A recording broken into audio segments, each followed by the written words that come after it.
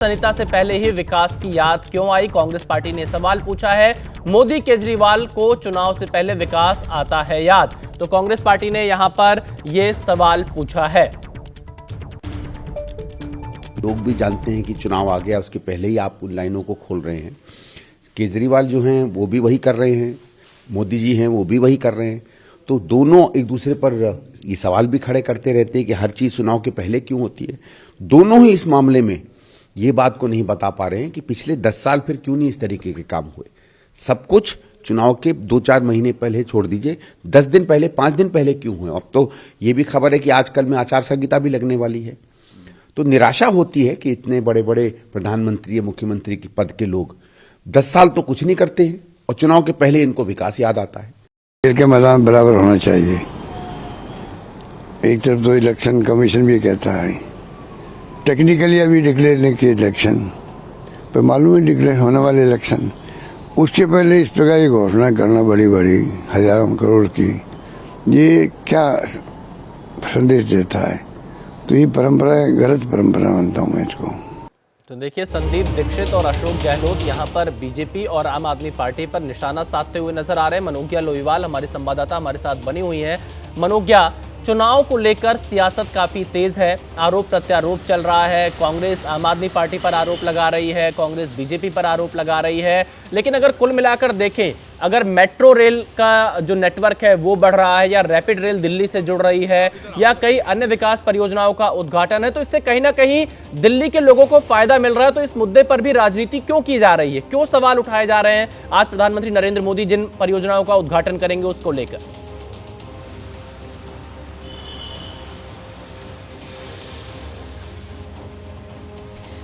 देखिए, ये उद्घाटन सिर्फ बात उद्घाटन तक नहीं रुकती है, ये पूरी तरह से जमीन की राजनीति पर भी जाती है। ये आम आदमी को टच करता है। ये आम आदमी पार्टी की बात नहीं कर रही हूँ मैं, जनता की बात कर रही हूँ।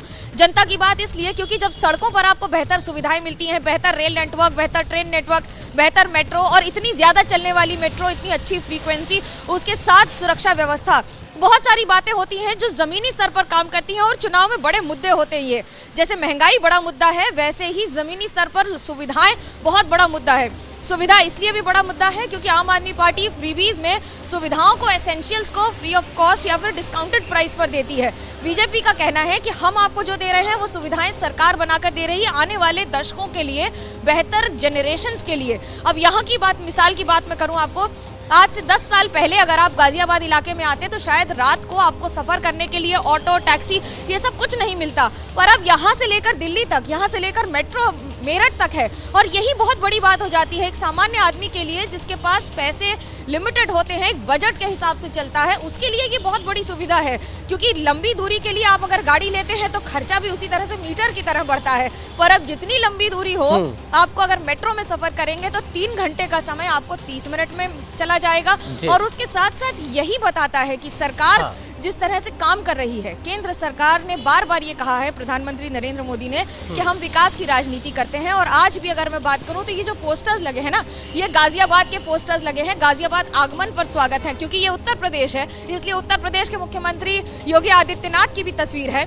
और उसके साथ साथ ये बात स्वागत या आगमन या फिर विकसित भारत 2047 के प्रेरणा स्रोत के तौर पर अगर आप पार्टी की कवायद की बात करें तो ये एक तरह से उसको देखा जा सकता है। पर दूसरी बात, ट्रेन की सुविधाएं, रेल की सुविधाएं, नमो रेल हो या फिर मेट्रो रेल हो, ये वो सुविधाएं हैं जो आप भी मानेंगे विशाल कि जब जमीनी स्तर पर हम और आप सफर करते हैं तो बिल्कुल मनोज्ञा, और खास तौर पर अगर दिल्ली एनसीआर की बात करें तो इस क्षेत्र में अगर जितना बढ़िया पब्लिक ट्रांसपोर्ट होगा उतनी सुविधाएं लोगों को मिलेंगी। और प्रधानमंत्री नरेंद्र मोदी आज जब रैपिड रेल और मेट्रो का उद्घाटन कर रहे हैं तो इससे पब्लिक को फायदा जरूर होगा। 3 जनवरी की अपनी सभा में पीएम मोदी के निशाने पर आम आदमी पार्टी रही, उन्होंने आप सरकार को आपदा करार दिया। आज उद्घाटन और शिलान्यास के कार्यक्रम के बाद होने वाली जनसभा में पीएम मोदी फिर ऐसे सियासी प्रहार कर सकते हैं, और बीजेपी नेता तो सुबह से ही इसके इशारे दे रहे हैं। अगले महीने चुनाव है दिल्ली में, वो दिल्ली वाले एक इतिहास लिखने जा रहे हैं, और अगले महीने से हमारी भारतीय जनता पार्टी की सरकार बनेगी तो दिल्ली में विकास की धारा शुरू होगी। कोई भी आरोप प्रत्यारोप की राजनीति नहीं होगी, कोई झगड़े की सरकार नहीं होगी, जो होगा केवल विकास होगा। बलराम पांडे भी हमारे साथ जुड़े हुए हैं। बलराम पांडे, प्रवेश वर्मा को आपने सुना, कल ही बीजेपी ने टिकटों का ऐलान किया है। प्रवेश वर्मा, इसके अलावा रमेश बिधूड़ी और दुष्यंत गौतम समेत जो बड़े नेता बीजेपी के रहे हैं उनको चुनावी मैदान में उतारा है। और प्रधानमंत्री मोदी तो पहले ही आम आदमी पार्टी की सरकार को आपदा सरकार कह चुके हैं। तो क्या लगता है कि मुद्दे पीएम मोदी लगातार सेट कर रहे हैं कि जो वादे केजरीवाल ने किए वो अधूरे हैं, वो पूरे नहीं हुए हैं?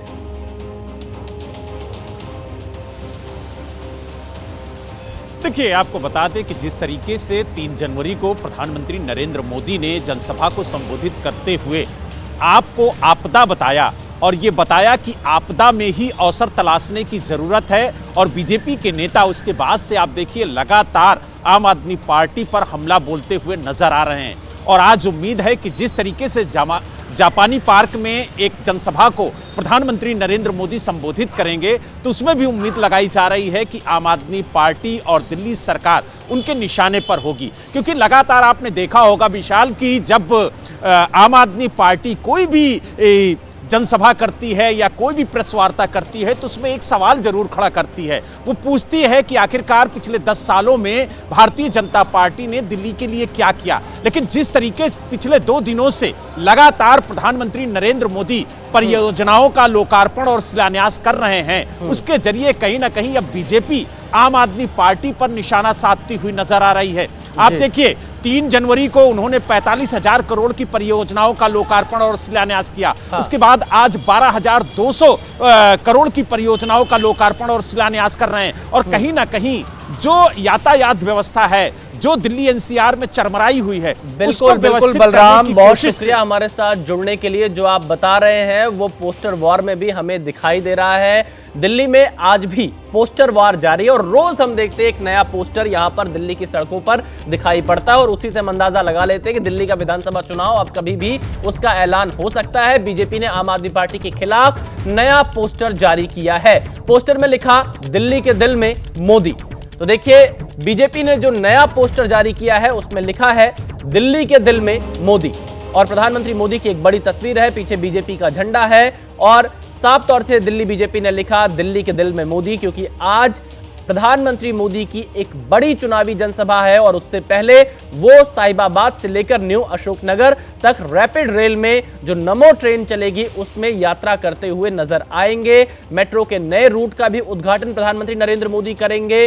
5वें चरण के चलते जो एक नया रूट बनेगा उसका शिलान्यास भी करेंगे और कई बड़ी परियोजनाओं का उद्घाटन शिलान्यास प्रधानमंत्री मोदी दिल्ली को लेकर करेंगे। और इसीलिए आप देखिए बीजेपी ने पोस्टर जारी कर दिया है दिल्ली के दिल में मोदी। और कल बीजेपी ने पोस्टर जारी किया था आपदा जाएगी भाजपा आएगी। तो कुछ इस तरह के पोस्टर लगातार दिल्ली में लगाए जा रहे हैं और यहां पर दिल्ली का चुनाव बेहद नजदीक आता हुआ दिखाई दे रहा है। कभी भी चुनावों का ऐलान हो सकता है और इन